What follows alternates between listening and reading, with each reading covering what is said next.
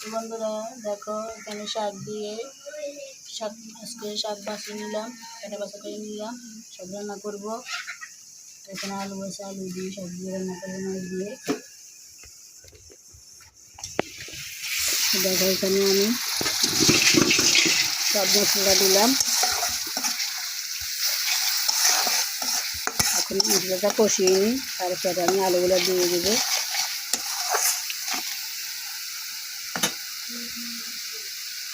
আমি ডাকনা দিয়ে দেবো, দিলাম। বন্ধুরা দেখো আমার মশলাটা কষানো হয়ে গেল। দেখো কালারটা আমি সুন্দর আসছে, মশলা তেল তেল উঠে গেল। এখন আমি ধুয়ে রাখা আলুগুলো দিয়ে দিব। আজকে আমার রান্নার কিছু ছিল না, শখের বাগান থেকে শাক নিয়ে নিলাম। পাঁচমিশালি শাক রান্না করতেছি আজকে।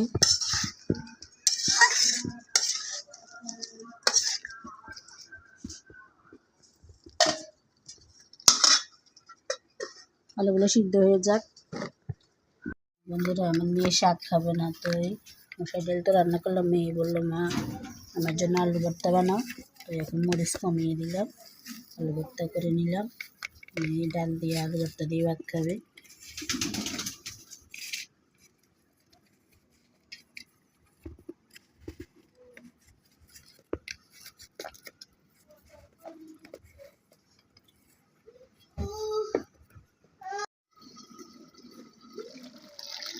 তো বন্ধুরা দেখো আলুগুলো আমার সিদ্ধ হয়ে গেল, আলু থেকে পানিগুলো বাইরেছে।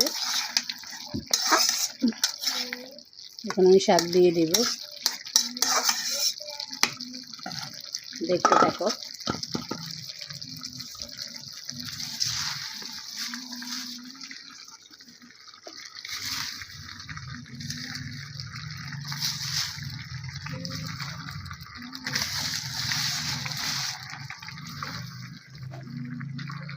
বাসায় যখন কিছু থাকে না বাজার, তখন শখের বাগানে ঢুকি শাক সবজি যা পাই সব রান্না করতে হয়।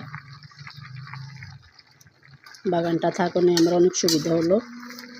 তো তোমরা সবাই বাড়ির আঙ্গিনায় উঠানে এরকম ছোটোখাটো বাগান করিও, সবজি বাগান।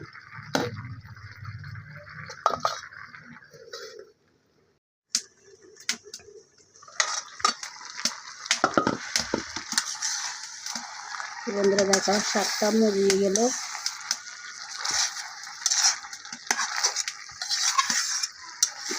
শাক দিয়ে আলু রান্না করলে অনেক মজা।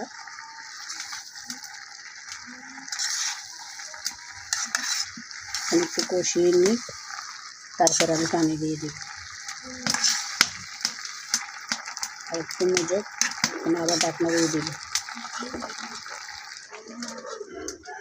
তো বন্ধুরা দেখো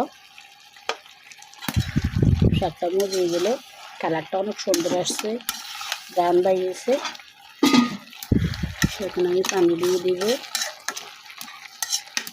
মাছ দিয়ে দিব। তো বন্ধুরা চলো দেখো গরিবের রান্না কিরকম হলো। দেখো মাছ দিয়ে দিলাম, শাকটা দিয়ে দিলাম, শাক রান্না করে শেষ হয়ে গেল। গরিবের রান্না করতে পছন্দ করো, কমেন্টে জানাইবা, সাপোর্ট করবা। ধন্যবাদ, আল্লাহ হাফেজ।